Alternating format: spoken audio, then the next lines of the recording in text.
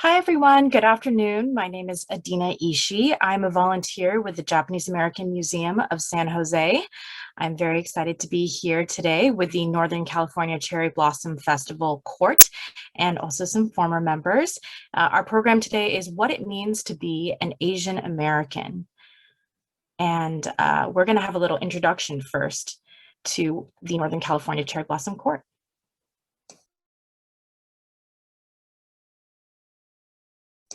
Apologies. Let me first tell you who we are.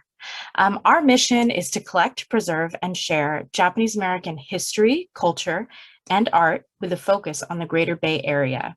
Our vision is to build bridges of human understanding through inspiration, innovation, and inclusion. Throughout this program, we'd like you to ask questions, so feel free to ask questions in the chat for our Q&A after the program. And today, we're going to have an introduction to the program, meet the panelists, have a bit of a discussion, and then our Q&A. And at the end, we'll have a little closing. First, Kelli Sum will talk about the Northern California Cherry Blossom Festival Queen Program. Thanks, Kelli.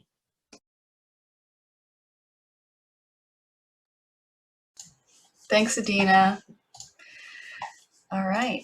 Thank you to the Japanese American Museum of San Jose for having the Northern California Cherry Blossom Festival Queen Program Court and former court members on the panel today, and for the opportunity to share more about the program. So if we can go to the next slide.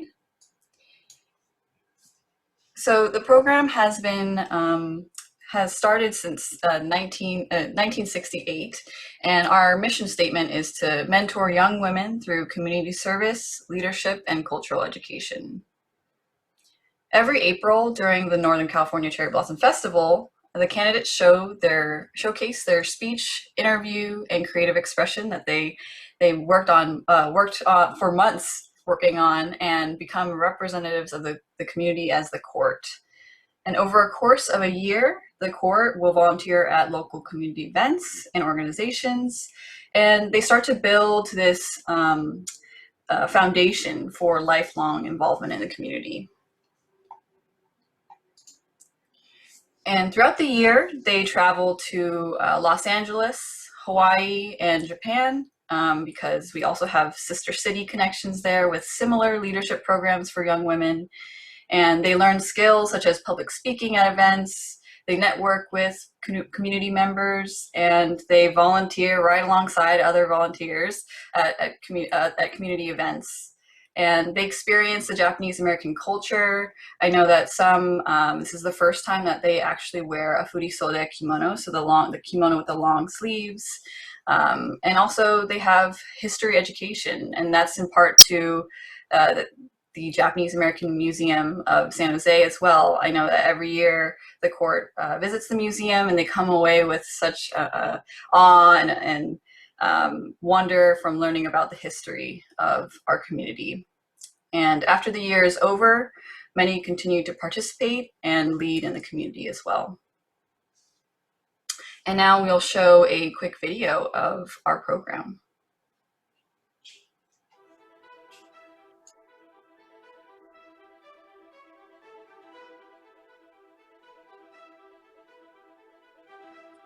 The philosophy and goals of the Queen program have changed quite a bit. In the sense of, conceptually, when we first started out, it was a pageant. And we have since then been swimming up the stream, changing it to the Queen program, and brought community service, community awareness, education in terms of history, tradition, and culture. Over the years, time and time again, with almost all of the candidates, it is something to the effect of they are looking for something. They are searching for something. And basically, they are looking for the connection to the Japanese American community, a connection to themselves as far as Japanese culture is concerned.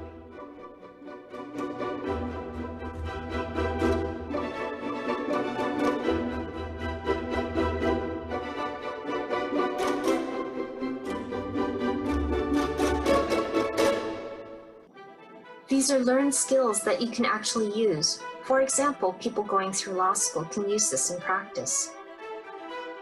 We spent the last several decades thinking about how it's evolving from a pageant to a program, about leadership and community service, about learning how to become leaders in our Japanese American community. This program is a stepping stone to becoming part of this community and feeling a sense of belonging.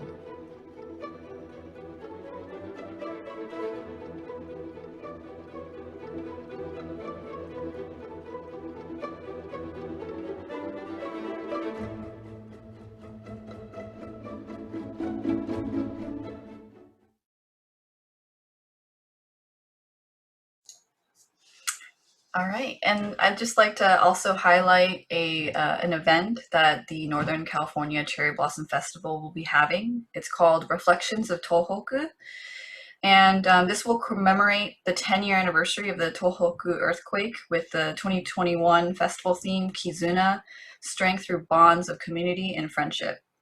They embarked on a socially distanced documentary project over the past several months to memorialize the Tohoku earthquake.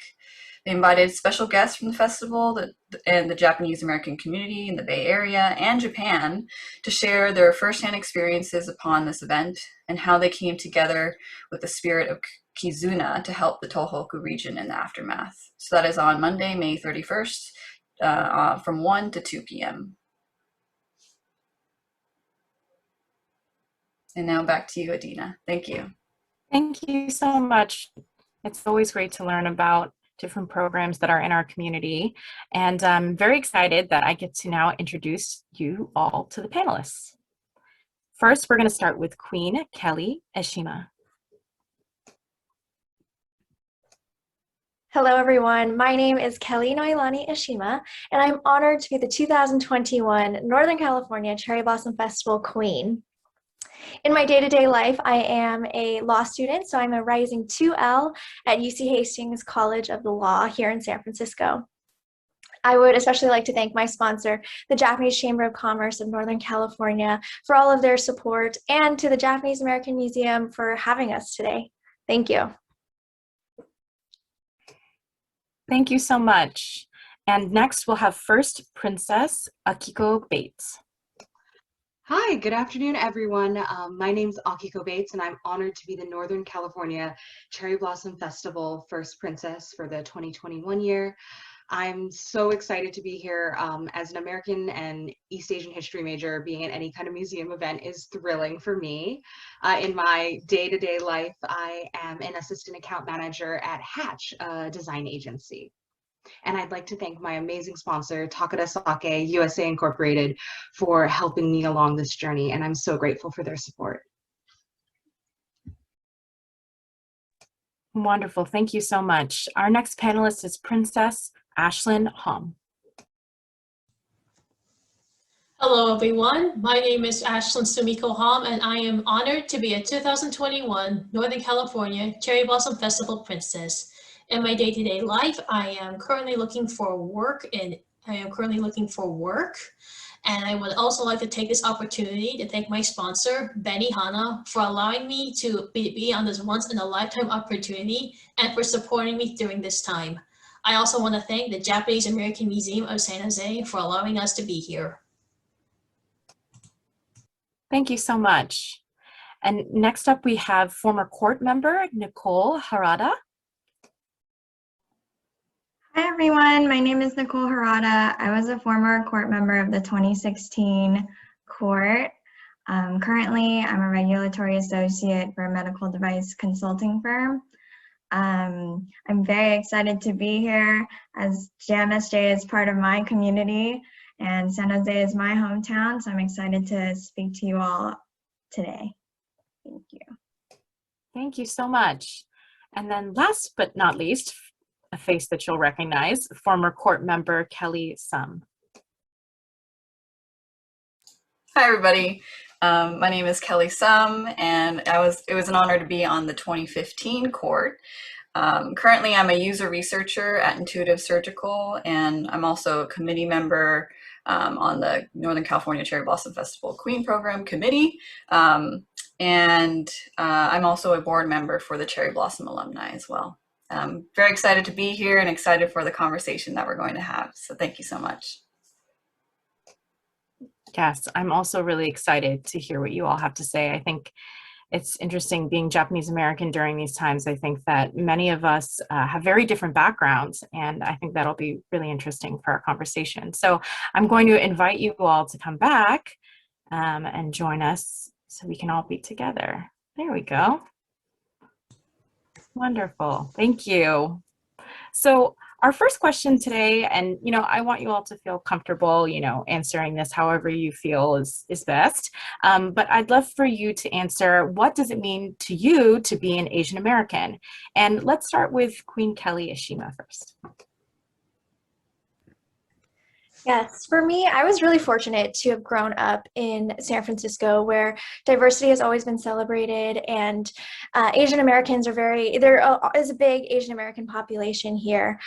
So for me, being Asian American kind of gave me that sense of community and sense of belonging.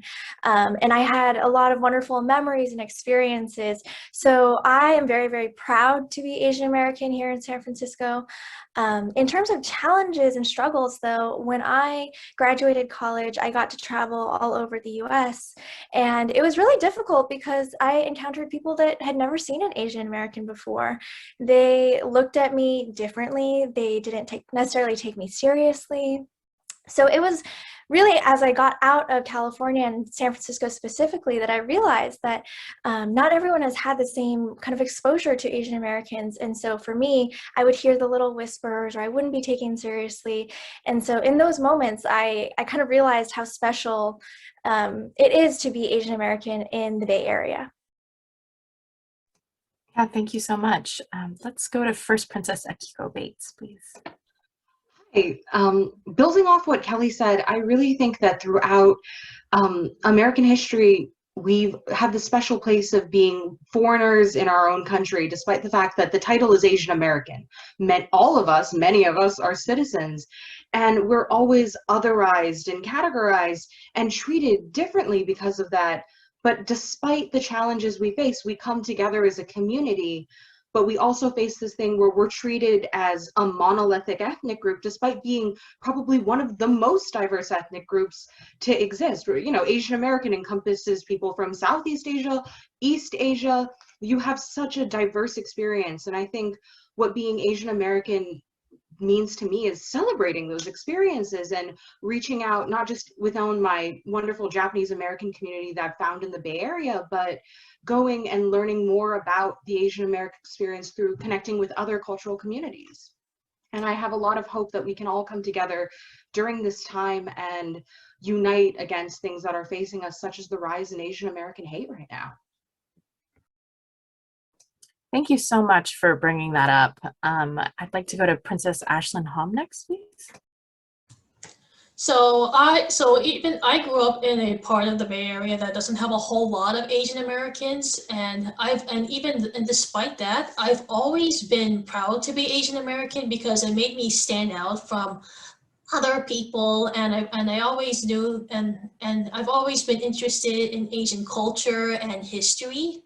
And to me, being Asian American means to what you can do for the community, such as culture preservation and history preservation, because there are a lot of people out there that don't have a good grip of Asian American history and culture and may develop myths about it. And I want to make sure that, and because history and culture preservation means a whole lot to me, I want to make sure that everybody has at least a decent understanding of not only Asian American life, but also culture and history. Thank you. Next, Nicole Harada. I love being Asian American. I don't know about the rest of you on the panel.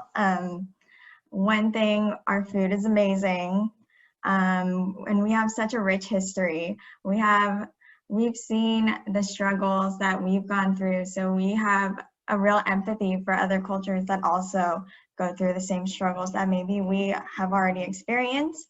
So I feel like it's also part of our responsibility to share those stories so that everyone can understand like that we're not just a model minority. We also have a past. We understand what it's like to be maybe a little bit passive, but also being American, being independent and strong, and have those leadership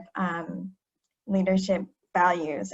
So I think as an Asian American, it's such an amazing thing to get to see both sides of the story and understand where we come from and try to put them together into a nice mix.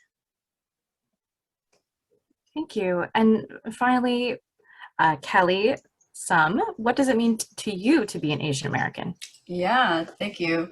I think I liked everybody's responses, and I have like a personal story of maybe kind of like how it kind of encompasses it all. So yeah, I grew up in Cupertino, so the South Bay.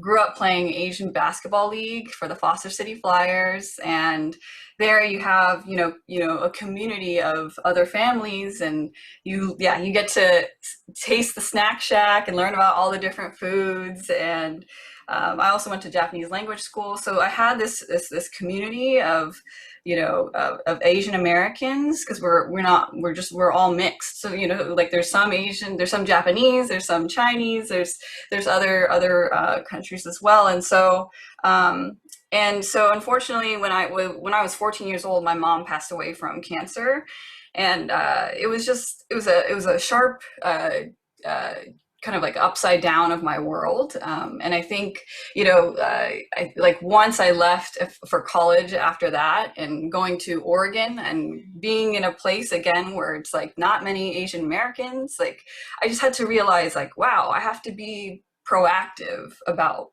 like actually being part of the community or learning about my culture. So I decided to start to learn the koto, which is what she played. And I also, like, when I came back, that's when I did the Queen program, and I got to learn about all the different, organizations and the communities, not only in the South Bay, but also in San Francisco as well. But just learning about identity also, and like what my grandparents went through internment camps and all those things, to really learn about, what does it mean to be Asian American? Like, I know that we might be passive and humble, but is that being humble is a good thing, and it's something that I like about myself, that this is the way that the community has taught me. So just kind of learning about like the disconnect from community and really being proactive towards being involved with it. And then what does it mean to you in terms of identity, and how do you connect to it? And this whole spectrum of how different people connect to the culture and the traditions. So yeah, just a little story of personally of how I feel like it's connected a lot of the themes that the other panelists have said. Yeah, thank you so much for sharing that. I really appreciate you sharing that story, and I'm sorry to hear about your mother. Yeah, I think for myself, just to take some, as a moderator, I will insert myself as well and just say that, I'm Japanese, Chinese, and Indian, and I know that growing up, for me, being Japanese American was I felt like a little bit different. I really liked being Japanese American, but having that mix, I felt like was challenging sometimes, because I think a lot of people see you as like, oh, what does that mean? Like you're not pure or something, and that's still an issue that we face today, and something I wanted to bring up. But for our next question, and then I'm going to let my dog out so he won't be barking. Let's start with Akiko this time. Can you talk about what we can do to help stand up against anti-Asian hate? Absolutely. I think there's a lot of things we can all do individually and as a community. And I think it starts with, are we holding other people in our community responsible? Are we going out to safely with masks? I mean, I'm very happy for vaccinations, but let's still be careful. Are we going to protests? Are we going to community gatherings? Are we reaching across the aisle to, not just the Asian community? Are we looking towards the Black community? Are we looking towards other white communities to form great alliances and cooperation? But I think what it really comes down to is political involvement. And are we holding our elected leaders accountable? Are we voting for the right people who represent our interests and will take care of preventing the rise in Asian American violence? Legislation has been passed at the federal level, but in the Bay Area, I think it's very good for us all to be proactive. And lastly, having a younger generation of Asian American people being involved in community politics. I've been very inspired by my friend and classmate, Jackson Sayama, who became one of the youngest House representatives for the state of Hawaii, taking that initiative. And that's something that inspires me every day. And I hope by just a small part of being involved in the Queen program that I can just raise awareness for this issue, but also do my part for active political and civil engagement. Thank you so much. I totally agree. Ashlyn, would you like to answer next? So what has been happening for the past year with Asian Americans is extremely unfortunate. And as I stated before, I'm proud to be Asian American, and just seeing all of this anti-Asian racism makes me incredibly sad. So one thing that I think that we should do is to connect with, again, like what Akiko said, connect with other communities outside the Asian American population to create alliances and to stand up against this form of anti-Asian racism, and to make sure that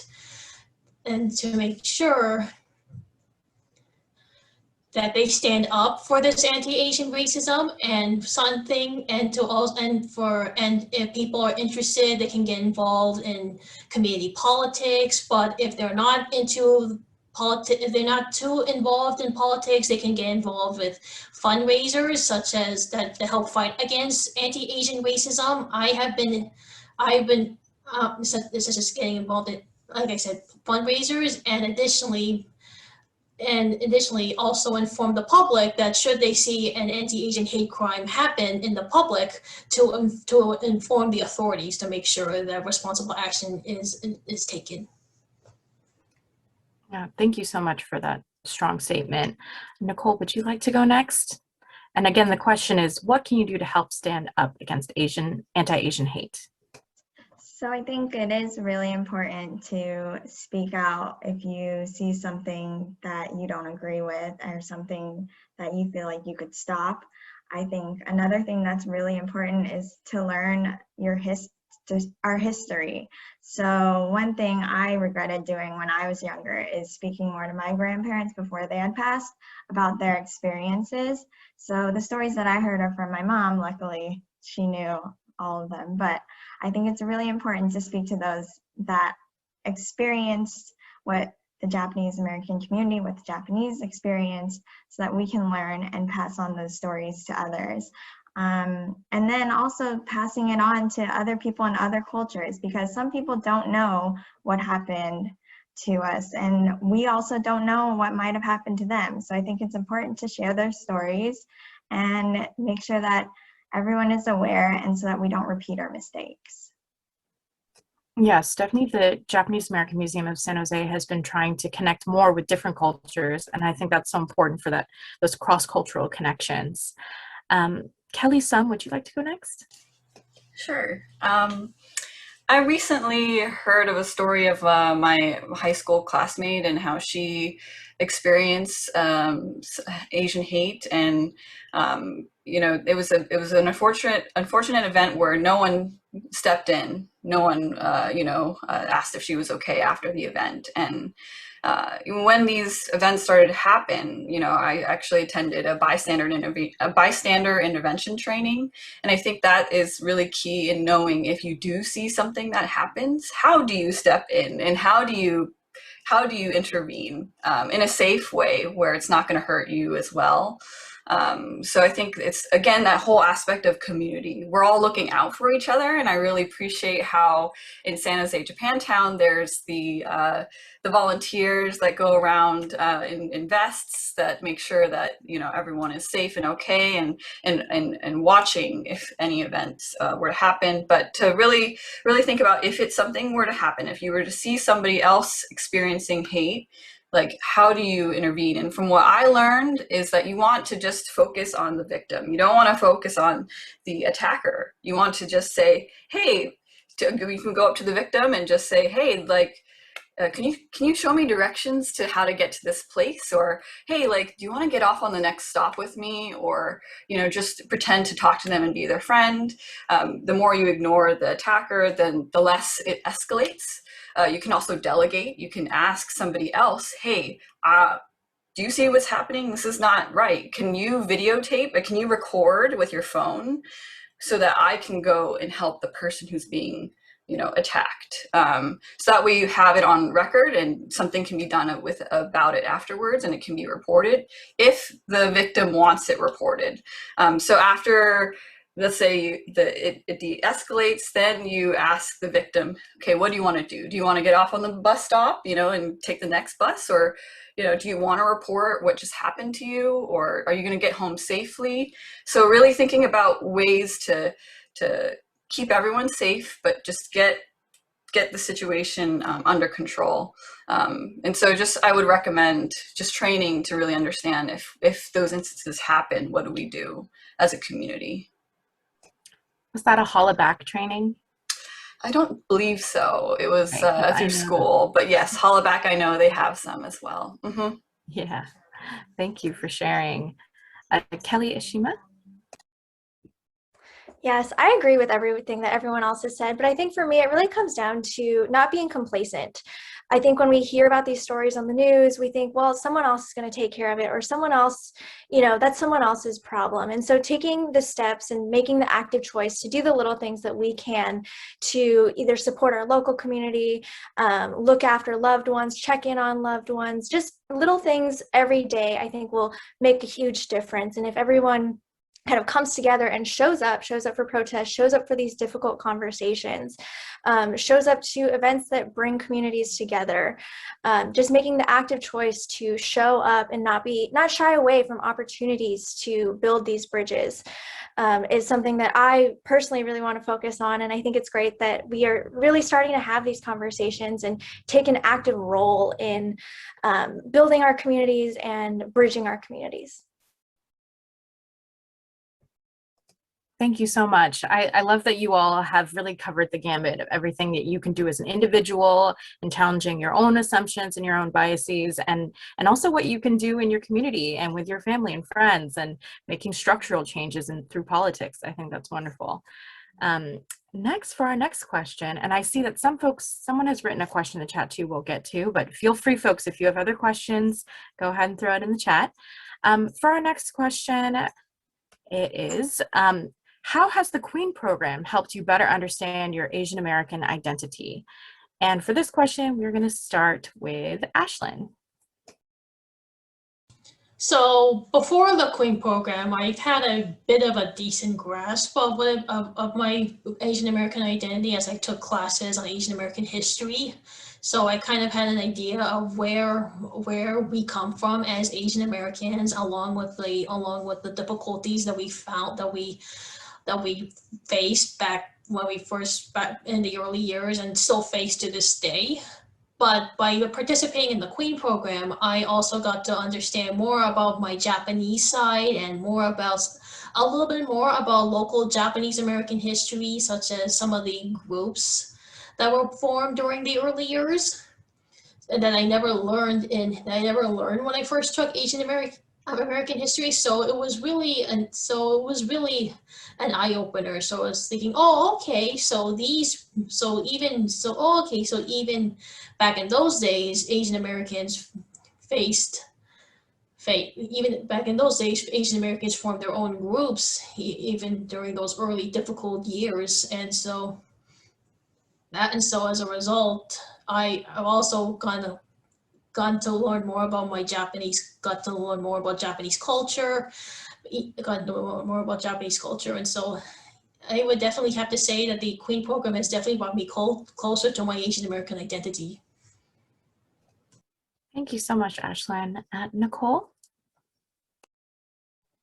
Sure. So when I was in the Queen program, one of the things that we got to do is travel to LA and to Hawaii, and also get to know the people from their courts and their communities. And that took me back to when I went to Irvine for college. I had grown up from San Jose in this close, tight-knit community. All of my friends, we all played basketball, we all did CYS, we all went to church together. We were in J-Town pretty much every day of the week. So when I went to Irvine, I was kind of nervous, like, what am I going to do here? How am I going to make friends? So when I went to Irvine, I got to meet people from the communities there, and I got to volunteer out at the different Buddhist churches over there, and I got to experience how they all lived, which was just like how I lived in San Jose. So it was great. We all shared the same cultures. We all did a lot of the same things. And then being in the Queen program, I also saw that reflected when I was in Hawaii, when I was in LA, when I went to Japan.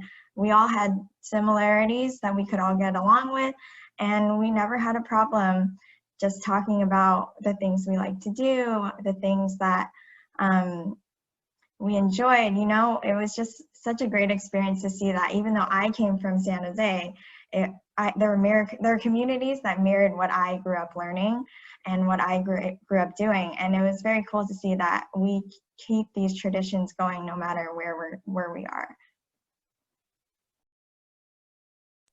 That's great. Thank you for sharing that experience. Let's go with Kelli Sum. How has the Queen program helped you better understand your Asian American identity? Sure. At a high level, I think it goes from understanding what your story is, introducing yourself to the community, which is essentially what program night is, hey, this is who I am, this is what I'm about, this is what my thoughts are, and this is me, and it's in front of the community members. And then you go through your court year and you meet a lot of different organizations and go to these events and meet people.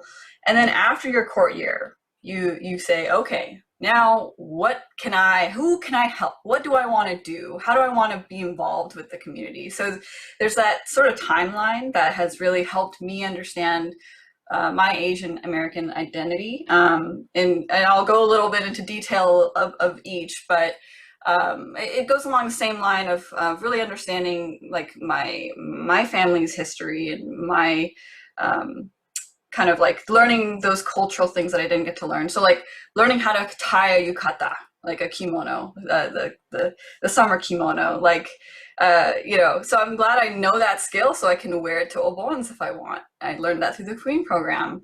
Also learning about like the internment camps, because my grandfather passed away when I was young.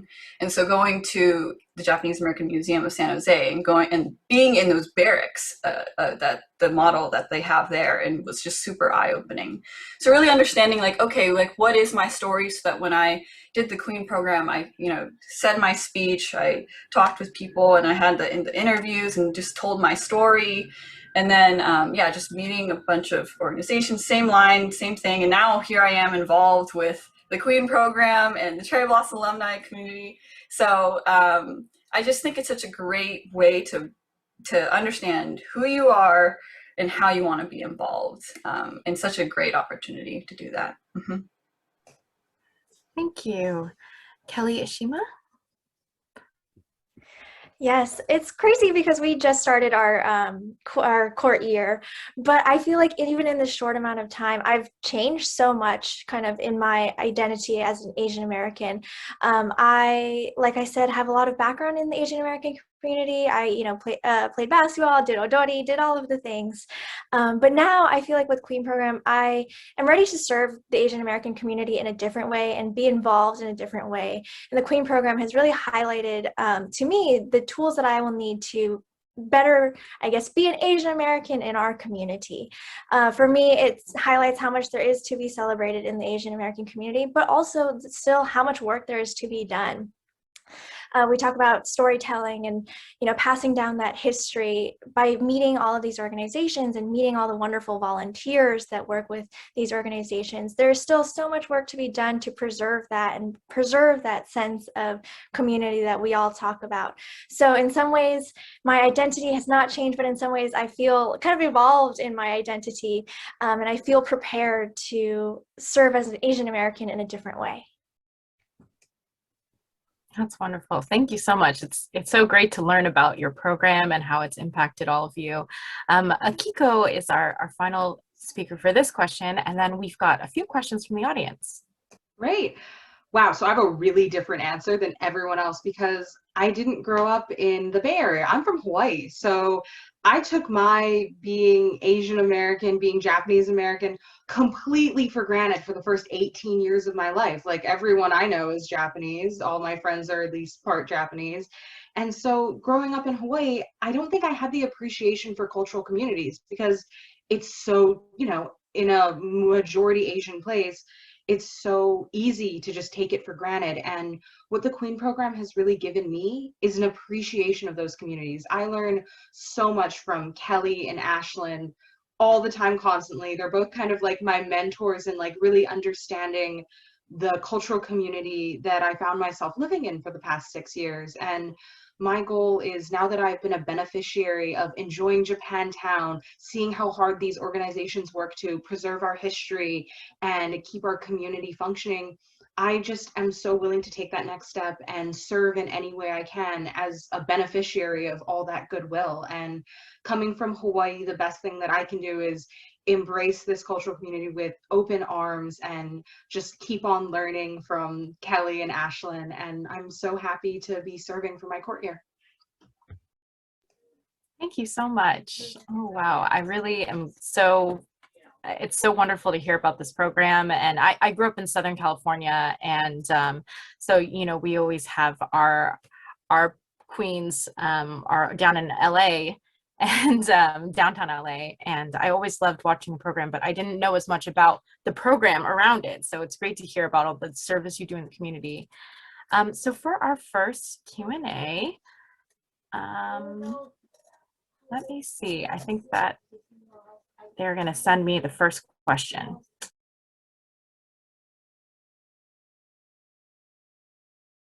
Okay, so Thomas wrote, would your responses be changed in some way if the question was phrased as, what does it mean to be an American of Asian descent? It's an interesting question. Thank you, Thomas. Who should we start with? Let's start with Nicole. So when I found out I was going to be on this panel, I did a lot of self-reflection, and I thought about how sometimes I don't really think of myself as Japanese. Sometimes I just think of myself as American. Sometimes I don't always, I obviously, like, I love being Japanese, like that's like probably my whole world, but sometimes I'm like, well, I'm just a normal person. I didn't, you know, like I grew up here. I only speak English. And that's also something that I experienced when I used to work at Nikkei Traditions down in San Jose, Japantown. Sometimes people would come in and they'd say, oh, wow, like your English is so good. Where are you from? And I'd be kind of shocked, like, what do you mean? I only know English. I'm from San Jose. I was born and raised here. I don't know any other place. And so in those aspects, I think about like, oh, wait, I'm just like you. I just have a Japanese heritage. Like me and my family, we do the whole New Year's celebration. We all go to church on New Year's Day. And my family, we go to both Shinto church and Buddhist church because my grandma was Shinto and then my grandpa was Buddhist. So we do both of that. But in other aspects, I think of myself sometimes just as a normal American. And so that's a very interesting question to think about it in that way. Thank you for that, Nicole. Kelli Sum? Mm-hmm. Yeah, I agree with Nicole on that I actually probably think of myself as an American first and of Asian descent as second, you know. There's influences on my life, but it also kind of made me think about even not being able to see that in the reflection of me being Asian American in media. So I like that recently that there is more of a push to have Asian Americans in media. One of my favorite movie series is To All the Boys I Loved Before. I was so excited when I saw an Asian, you know, role who's leading, and I would have loved to have that when I was younger. I think having that represented and really having that in movies and TV shows, that really shows like we are American, but we're also Asian as well. So that's just something that I really like to see moving forward. Yeah, I'm pretty sure I saw Mulan in theaters like 8 times or something. Yeah. Kelli, Eshima. This is a really interesting point because while I am super proud to be Asian American, I find myself thinking about it in different circles, like depending on who I'm around or who I'm with. I was in a predominantly white sorority. And so in that way, I felt like, well, I'm American, right? I was born here, I'm a citizen here, and I just happen to be of Asian descent. But when I'm with my friends and family here in San Francisco, you know, there is no question that I'm Asian American. So in some ways, I feel like sometimes my answer would change just kind of depending on who I'm surrounded by. And it's not that I'm not necessarily proud to be Asian American. I think it's kind of this weird mode of survival that I kind of go into, you know, where I kind of subconsciously think of myself as more American, whatever that may be, right? So it's interesting to think about how who I'm surrounded by does kind of play a role in how I perceive myself. And I try to be very conscious of that everywhere I go because it's constantly changing. So I think about it a lot. Thank you. Akiko? I really want to build off of what Kelli was saying because I agree. I had a lot of international friends in college. My college, University of San Francisco, attracts a huge amount of people from East Asia. So I was always, they're like, American, you're an American. Like we love that you're Asian, Akiko. We love that you can eat the same food as us and you understand etiquette and culture. But they were always like, but you're an American. You say things in a very American way. You know, I'm an American history major. It was something like that really shaped my identity. I'm so incredibly proud to be Japanese American, but I think having my friend group be so multinational really solidified my identity as American, because when I was exposed to people from East Asia, I did realize there are habits that I have that are very solidly considered American, whether it's being sometimes the loudest one there, or a thing of I go to sleep a lot earlier than them. The nightlife's better. But definitely it's something that I appreciate so much. And I love being both American, but still preserving and understanding my Japanese American heritage. Yes, thank you. Yeah, I think if we went to Japan, it would be probably pretty obvious that we were not born there. Ashlyn, would you like to answer that question? So this is a question that I actually haven't really thought about, although after thinking about my experiences and what everyone else has been saying, what I have to say is that I used to work at a Japanese-owned business, right? I used to work at a Japanese-owned restaurant and my manager was a Japanese national. And so when I told him, oh, I'm an American of Japanese descent, he's like, oh, okay, I can understand you culturally, and also maybe, and to an extent, also, I can understand you culturally. And so I think by being an American of Asian descent, I can serve as a bit of a bridge to all the Asian nationals that come to this country, whether they're just here to study or they're immigrants. I can just serve as a bridge to ease them into American culture, but also to make sure, for them to allow me to understand them better on a cultural level. Yeah, thank you. Thanks, Ashlyn. I have another question here, and I know we've got some time, but I want to just say, you know, I'm going to kind of let this be a free-for-all. So if you want to answer it, you can, and if not, no worries. Just kind of give me a wave, and I'll call on you. This next question is from Charles. He asked about what was the hardest challenge that you faced, or you had to face as an Asian American in such a diverse ethnic community. And I imagine Charles is trying to get to the monolith, like we were talking, Akiko, I think, mentioned, like, we are not a monolith, even though we're Asian American, and what does that sort of mean? So does anyone want to address that question first? Hardest challenge you've had to face being an Asian American in such a diverse ethnic community is the question.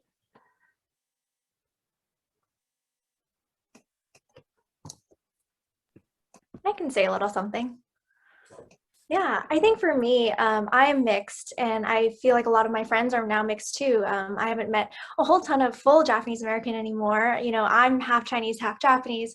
And so for me, it's kind of that, which one am I? Or today, which one am I going to celebrate more, and feeling like, well, I, do all these activities in the Japanese American community, but how do I also honor my Chinese side and honor my relatives on that side? Because I did actually grow up with my Chinese grandmother. So this kind of back and forth of feeling like I don't know which side today I'm necessarily going to truly embrace.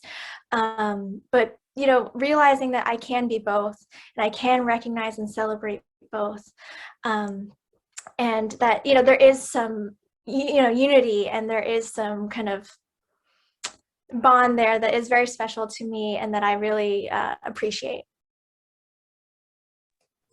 I agree with what Kelly said, because I'm half Japanese and Chinese as well, and there's some times where I don't really know much about my Chinese side. And I recently got married, and my husband is Indian. And so how am I learning about his culture and what, his family traditions and expectations are, and how do we incorporate not only being Indian, Japanese, Chinese, but also American? So moving forward too, how do we incorporate the cultures that we're inevitably going to be involved with or interacting with? So just it's a melting pot, and I'm still learning and figuring it out. But just trying to come with it with empathy and to really understand. Like I read books about Indian religions, and just to really understand like what is this whole topic about dharma and like duty and all these kinds of things. So just really educating yourself as well. But yeah, that's something that I'm personally going through right now. So it's very interesting. I have a similar experience as someone who's Japanese, Chinese, and Indian. But we have my husband is Thai Chinese, and we have a teenager that's Cambodian. She's adopted. And one thing that I think we've been really looking at and sort of exploring in ourselves is the fact that we are East Asian. And what does that mean to have that level of privilege and to not have to think about certain questions that I think that she gets much more than we do. So I just want to throw that in there as well. Does anyone else want to address this question before we move on to the next one? I was going to talk about East Asian privilege. On one hand, I have a very different experience because I'm half white. So I get to be ethnically ambiguous, and I've seen both my friends of South Asian descent and East Asian descent face incredible racism during this time. Meanwhile, I've been completely, because people just look at me and they're like confused most of the time, that I just don't get the questions. Traveling though can be kind of a nightmare, but other than that, when I go to different places, people try to figure me out. But what I think that is a hard part of being Asian American in such a diverse ethnic community is watching the racism from other Asian people that my Southeast Asian friends face, especially women. And people, when I go into stores or when I'm at spas, people treat me very nicely, and people don't look down on me when I'm if I'm at a nice store. But when I go with one of my friends is of Southeast Asian descent, and when she goes places, she can understand when people are like, oh, she must have a rich boyfriend, or they say they say really judgmental things about her, versus there's an incredible amount of East Asian privilege that I think I have to acknowledge as part of my Asian American experience. And I think what we all need to do is come together to unite, especially during these trying times, and try to bridge that gap together. Thank you so much for bringing that up. I really appreciate that. I have another question for us. Let's move on. This one is from Alex from San Jose. In what forms can non-members of the community help out to raise awareness and help assist to stop xenophobia towards the Asian American communities? So let me say that again. In what forms can non-members of the community help out to raise awareness about these issues and assist in stopping xenophobia towards Asian American communities? I can go first. One thing you can do is if you're, as I said before, if you're interested in politics and social issues, you can participate in protests and like I said, you can participate in protests and demonstrations and other political events. So it's for you to get an understanding and for you to be honest, for you to demonstrate that you are you are fighting against anti-Asian racism. But if you're not interested in those kinds of things, if that's not your, if that doesn't float your boat, you can also participate in fundraisers. I know Akiko went to a bento fundraiser at a Japanese American advocacy group here in San Francisco's Japantown. I unfortunately was unable to attend it, but had I had time, I definitely would have wanted to support them. And so, and also just being on social media. So I know that Stop API Hate has had several campaigns on social media. I remember a while back, I think in late March, they've had this campaign on Instagram, which lasted for about a week, in which all their posts were on the Instagram algorithm. And so, and they wanted to make sure that every active user was seeing those posts. So I think if you participate in social, so if you want to participate in those social media campaigns, there's that. And also Stop API Hate has created some stickers for social media apps, like once again Instagram. So if you want to make a story about Stop API Hate, you can just do that by adding a sticker saying, "Oh, I support Stop API Hate. I am for the Asian American community and I'm against this new form of anti-Asian racism." Thank you. Yeah, that's a lot of things that we can do. Go ahead, Nicole. And then to piggyback off of what Ashlyn said, if you have the means, there are a lot of nonprofit organizations that you can donate to. And besides that, you can also support small businesses owned by Asian Americans, and not only that, by people of color. I think one of the most important things is to just find a way for all of us to stay united, because it's not just us that's receiving hate, it's other people and other cultures also receiving hate. So if we can find a way to stay united within all of our communities, not just, well, you don't know what, like not just thinking like, well, other people don't know what we're going through and feeling like we're the only ones being attacked. That's not the case. So if we can find a way to unite all people of color, then maybe we'll be making some great strides forward. Thank you. Does anyone else want to address this question?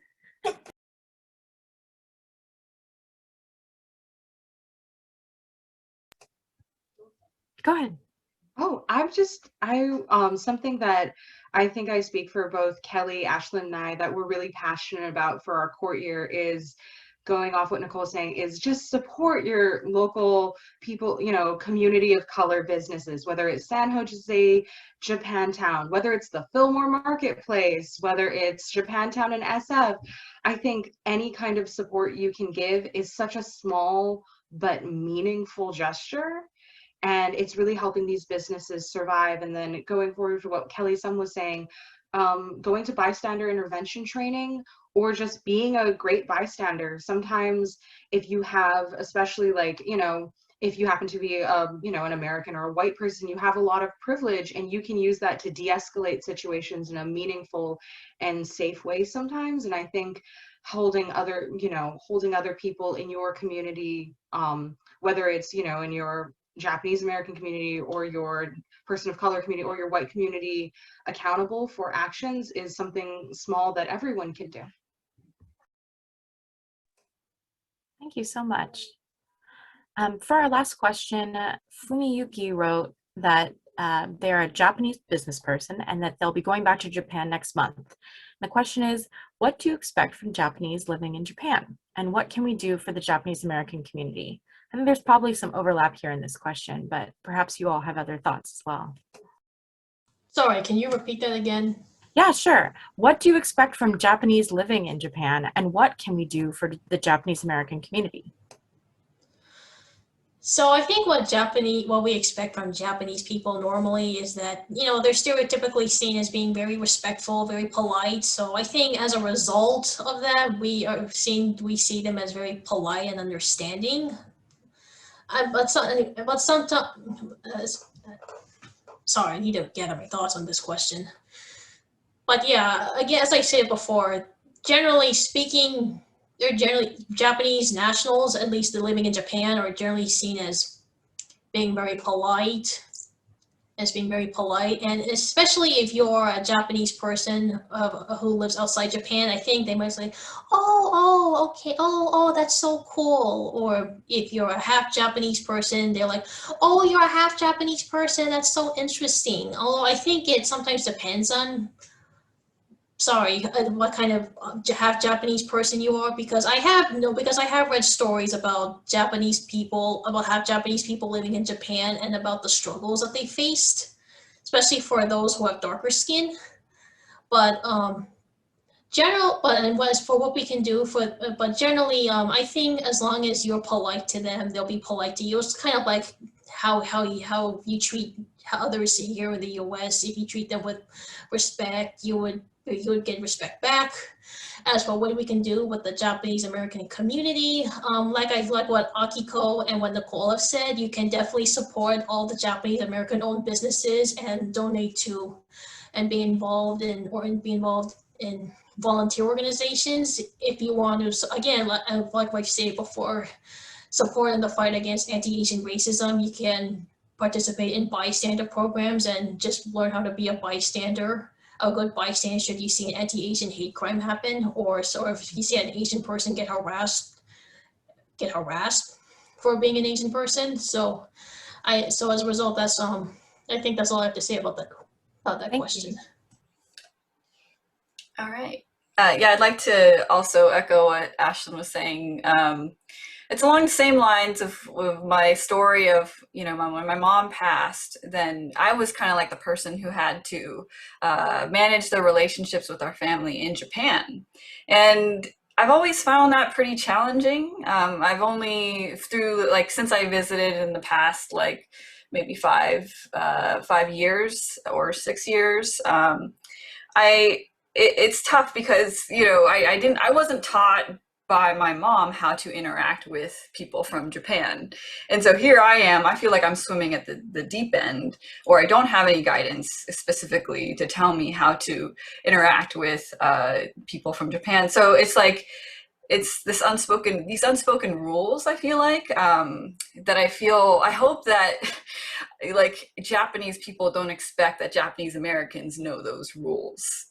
I feel like so the topic of being polite, I mean, that's great. I will try to match the politeness, but I also I hope that Japanese people can express what's on their mind, or say something that if it's not okay, if it's not okay with them for X, Y, and Z, I as American want to know if I'm doing something wrong, so it's that sort of like cultural difference in communication that I just wish Japanese people could, be more honest about, but I don't know if that's a touchy subject, but yeah, I think that and then I think that explains also the question of what they can do for Japanese American community. So just really kind of being understanding and flexible that we may not know the rules, but also like teaching us about Japanese culture so we can stay connected to being Japanese American.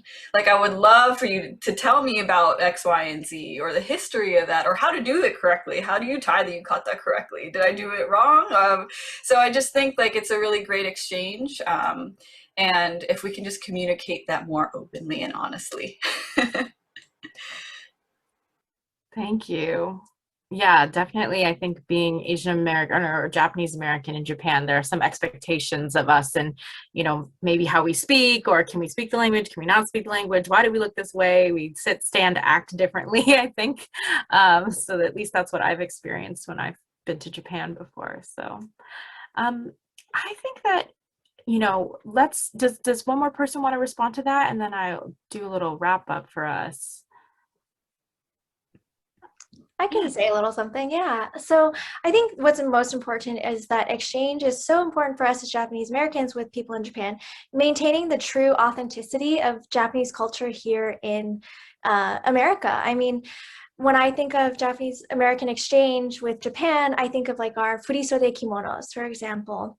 That partnership with that business in Japan has, really been a symbol for us of kind of the goodwill and the relationship and how strong the relationship can be, and maintaining that authenticity here in America. I mean, we're dressed in furisode the proper way, and we really get to showcase, true authentic Japanese goods. And so the business relationship and the business partnerships, I think, are really important to maintaining the authenticity of Japanese culture here in the States. Just to piggyback off of that, when I was in the Queen program, I also got to go to Japan with our court's queen, and we got to meet the mayor of Osaka, and we got to hang out with some students from the University of Osaka. And it was just so interesting to see how excited they were to learn about us.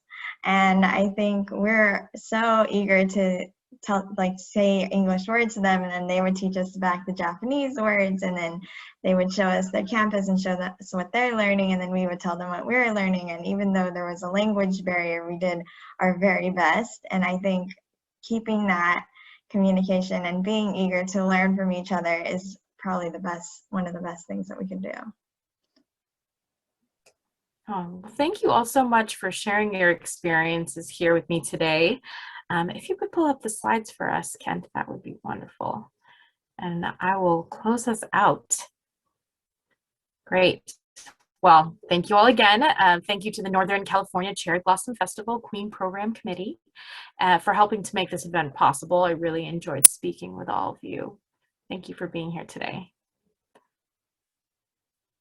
And here is the contact information. You can visit this website, which I believe was put in the chat, and I'll probably put it in there again. And the email is cherryblossomqueenprogram@gmail.com. You can go ahead and check it out. The website tells you all about the program and how you can be engaged. And thank you to the following for their help with the event: Yuka Walton, who's the Queen Program Committee, Kelli Sum, who is also on the committee, Yuki Nishimura is on the committee as well. Kent Carson did our slides, and Chris Hyoki does really all of our planning, and he's a wonderful coordinator for all of our great programs at JAMsj. So for our next steps, I know that we spoke a little bit about how to get involved in the community. Well, these are some of the ways that you can get involved with our community at JAMsj. You can like us on Facebook, follow us on social media, and visit the website, jamsj.org, JAMsj.org. You can see we're really into purple. And you can support us. There's a little support tab at the very top of the website, and there are many different ways that you can support our organization. One way is to become a member.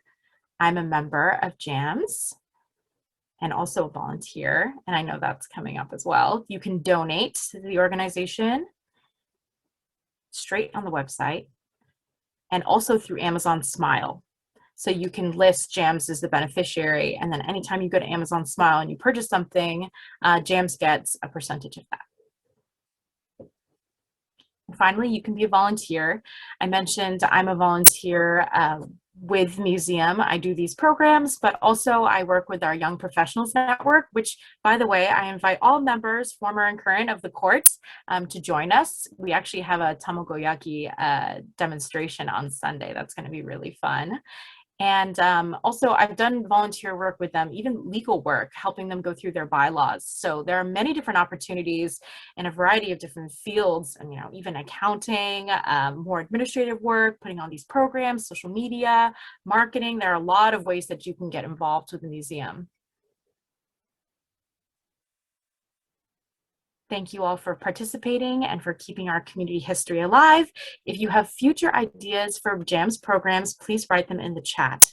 Thank you all so much to the audience who's joining us here today. We're really glad to have all of you. And since this is recorded, we'll be able to share this with many more folks as well.